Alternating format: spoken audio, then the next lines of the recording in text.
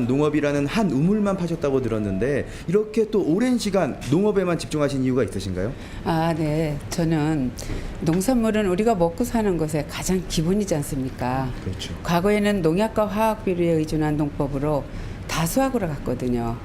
근데 요즘은 건강한 먹거리가 중요시 되어 있고 환경 문제도 중요시 되고 있지 않습니까? 그래서 어떻게 하면 농약과 화학 비료를 줄이고 친환경으로 건강한 농산물을 생산할 수 있을까 고민을 하게 되었어요. 이윤정 대표의 고민 끝에 바로 오늘의 기업이 개발한 수용성 규산염이 있었는데요.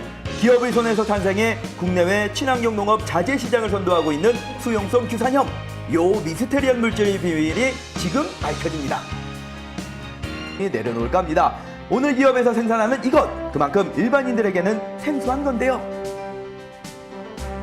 이 돌이 신이 내린 마지막 선물이라고 들었는데 제가 봤을 때는 그냥 일반적인 돌이거든요. 도대체 뭐가 특별하다는 거죠? 네, 이 돌은 이름은 규석, 일명 차돌입니다.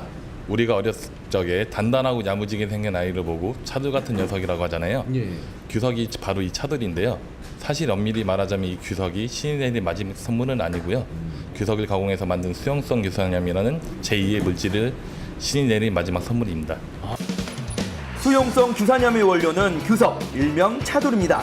이 속에 함유된 규소는 작물의 병해충 저항성을 높이고 수량과 품질을 향상시키는데 효과가 높은 것으로 알려져 있는데요. 문제는 규소 그대로는 농사에 사용할 수 없다는 겁니다. 우리가 농약을 사용하는 이유가 병충해 때문이잖아요. 네, 맞습니다. 그런데 이 규소가 병충해를 잡는데 아주 그만이라고 하던데 네. 왜 사용할 수 없는 건가요? 규소 같은 경우는요, 일반적으로 이제 토양이나 작물에 이제 흡수할 수 있는 게 이제 미비하다고 보시면 되고요. 저희가 개발한 수용성 규산염은 작물이다 토양에 100% 흡수가 되기 때문에 그 규소라는 것을 수용성 규산염을 제조를 하는 저희만의 비법이라고 볼 수가 이게 있습니다. 기술력이군요. 기업이 오랜 연구 끝에 개발한 수용성 규산염, 미국, 독일, 일본에 이어 세계 4번째, 국내에선 유일하게 기업만이 특허를 가지고 있는데요.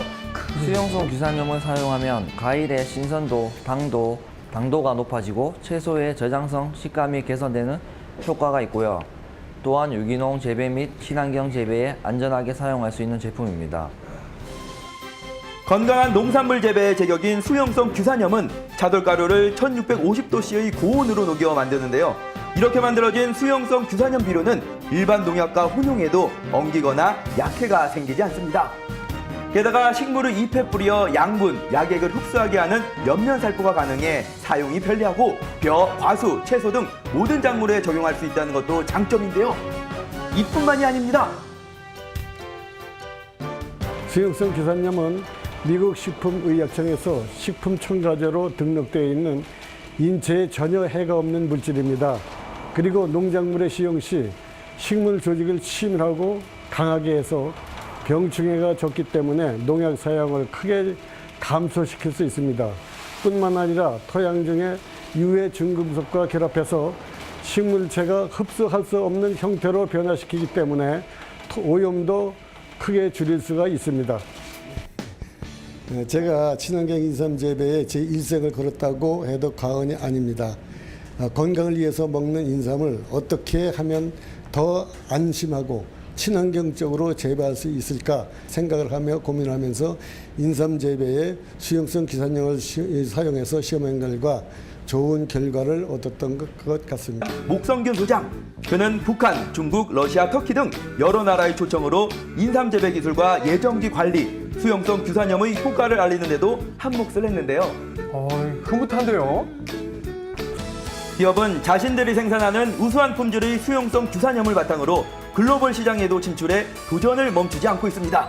2017년에는 코트디부아르와 수용성 규산염 합작 공장 설립 협약을 체결하고 원료 수출에 성공했는데요. 중국과 베트남에도 수출을 성공했고 세네갈, 인도네시아, 필리핀 등 여러 국가와 수출 상담을 진행하고 있습니다.